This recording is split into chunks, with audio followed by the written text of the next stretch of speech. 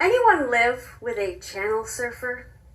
You know, that annoying person who must control the TV remote and watch multiple shows at the same time? You do, don't you? We all have them in our lives. So imagine they're switching the channel, so they always come back to the base channel, right? That being the one that they're sort of watching, and then whenever the urge strikes, they just switch channels. It doesn't even need to be connected to a commercial break. How annoying is that, right? Well, my brain can take on TV remote-like properties.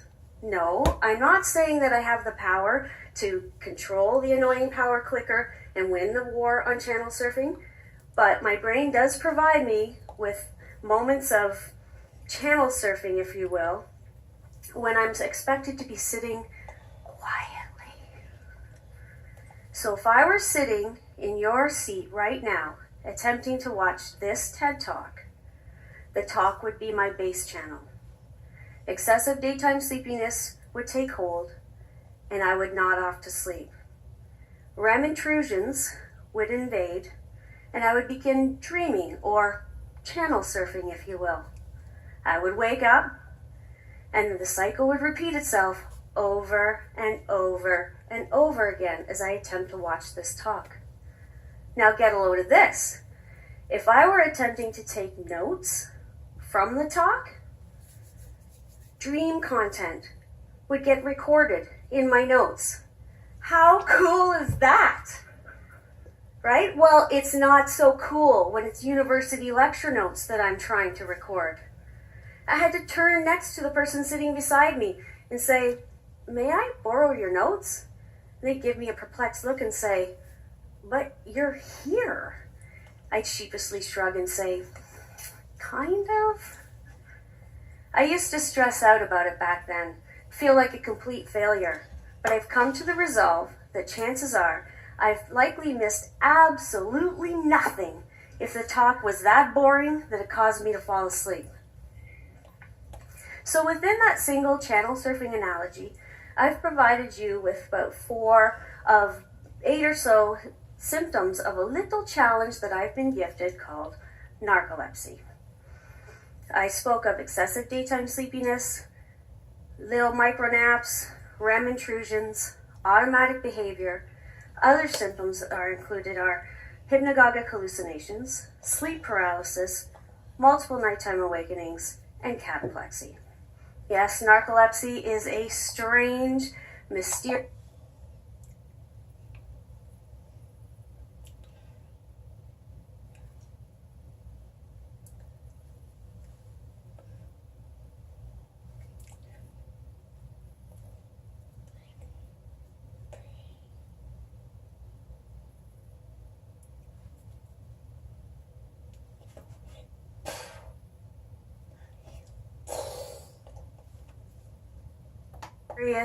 genetic neurological disorder whereby there is a decrease in the number of neurotransmitters called hypocretins.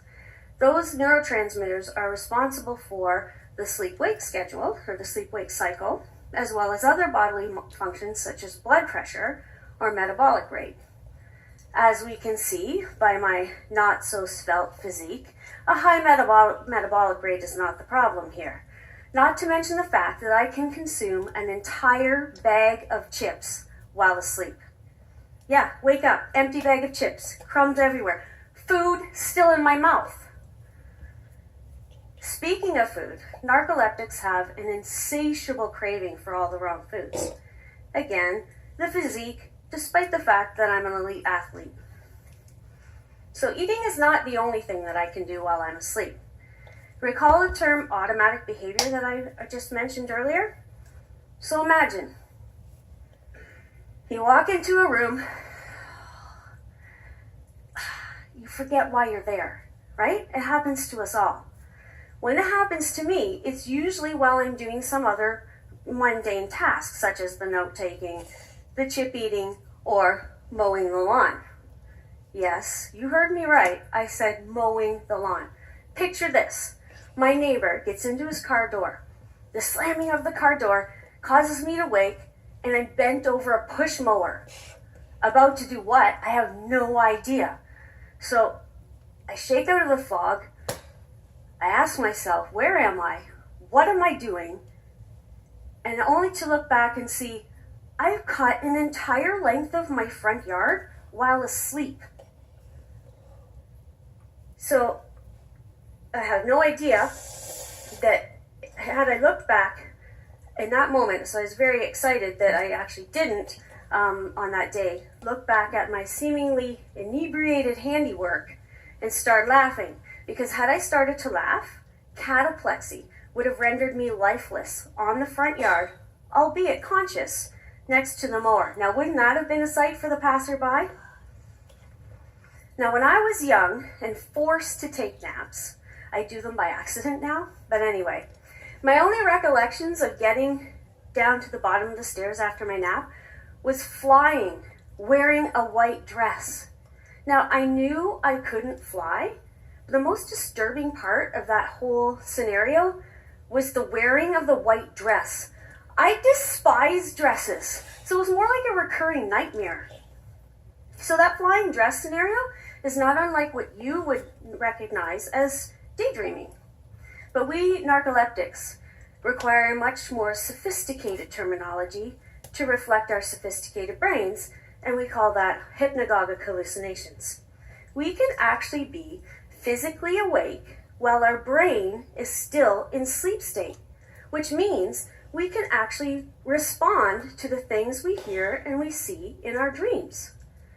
So I can recall calling out to my mom, "Hey Mom, come and see the pretty colorful snakes that were slithering underneath the steps upon which I sat." The sound of the side door being opened in a panic caused my mind to wake as I looked up to greet my mom and point out the snakes to her that were now gone. I'd often call out for people to stop banging the pots and pans. I'm trying to sleep, only to realize I'm home alone. I've gotten up to answer a door and nobody's there. Some of you in the room can likely relate to the excessive nighttime awakenings that you had when a new baby was home. Recall how absolutely exhausted you were. Recall how trying to remember your full name was a challenge. Well, take that, multiply it by 100, and consider the baby never grows up. That's what it's like for me. I have never had a full night's sleep a single night of my life. I wake up multiple times, and for no good reason. So you can imagine my delight when I did have a baby, and all of a sudden I had a reason to be up multiple times a night. Now, none of what I've outlined is exclusive to narcoleptics. You too actually experience all of this strange phenomenon, but you do so when appropriate, when you're asleep and unaware. Overall, narcolepsy presents me with a flawed existence. I can't stay awake, I can't stay asleep, and I experience phenomenon that you non-narcoleptics can only experience with illicit drug use. Without these flaws, I'd probably exist more like a combination of Oprah and Ellen together in a superhero's body. I'd be fighting crime and presenting people with lifetime-changing opportunities daily while competing on 2 national teams simultaneously. But instead, I'm presented with the daily challenge of simply trying to stay awake. That's a very grounding experience. It's downright frustrating and depressing. In fact, my day-to-day is kind of like a quest to keep depression out of my personal space. To do that, I have to surround myself with positivity. I have to generate positive energy from within my really tired body. So it becomes more like a matter of acting on the things that light me up. Finding reasons to be awake from moment to moment. For example, I love doing just acts of kindness. I work behind the scenes to change an industry. I also like to challenge social constructs. So this has meant that I really have to get in touch with the things that I value. Those things never put me to sleep. They fire me right up. I'm really inspired by opportunities to make a difference. And because I can't do so in the more superhero persona that I would like, I do so on a much smaller scale. And then it all adds up to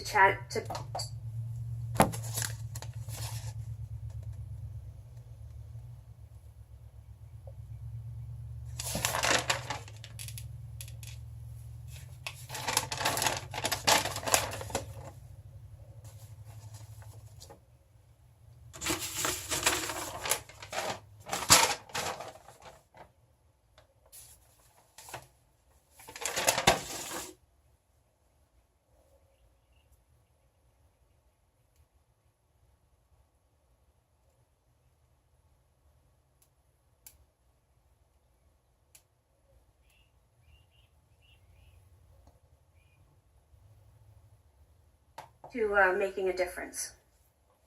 For example, I thoroughly enjoy putting a smile on the face of another, whether that be through telling a joke or simply smiling at the person as I pass by. I like to pump people up and provide them with support as they work to become the best versions of themselves. I like to do the right thing, no matter how difficult, scary, or alienating that might be. Hell, I can't afford to lose any more sleep than I already do, so I have to make choices that I won't lose sleep over. I like to be a compassionate and understanding person who truly relates to the struggles of another. I can give them permission to be flawed while offering them the time and the space to achieve and conquer. I'm TCS's greatest grantor of extensions.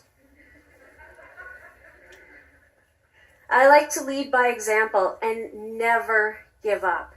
There is nothing better than to feel completely spent with 300 meters left to go in a race. I dig deep, I find it, and I give all I've got, like nothing else matters until the race is over. Teammate tells me she looked up during the race, saw me giving it, and that inspired her to do the same. Those moments where I just give 100%, I'm narcolepsy free. All of the symptoms, they don't exist in those all-out moments. And not only are those efforts inspiring to someone else, but they're inspiring and energizing to me. Now, in order to do all of this, it does require that I take care of myself. That means I need to operate by my rules, not those set out by society. So, for example, I don't beat myself up over the fact that I'm using cue cards to deliver a TEDx talk, or that it's going to take me longer to write said TEDx talk, or mark big projects, or complete report cards. The reason being is that I'll need to take several naps in order to avoid long periods of unproductive brain fog.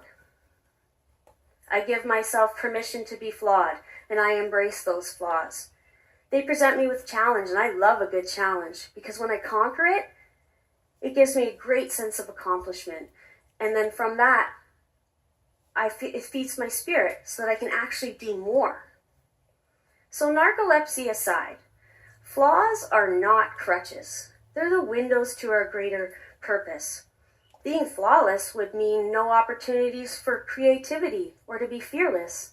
And being fearless isn't approaching life with reckless abandon, but rather looking the flaws in the eye and saying, thanks for challenging me to see another way. I think I'll try that out. Sometimes when I reflect upon my accomplishments, I'm actually inspired. I can't believe what I've done, given my greatest challenge in life is to simply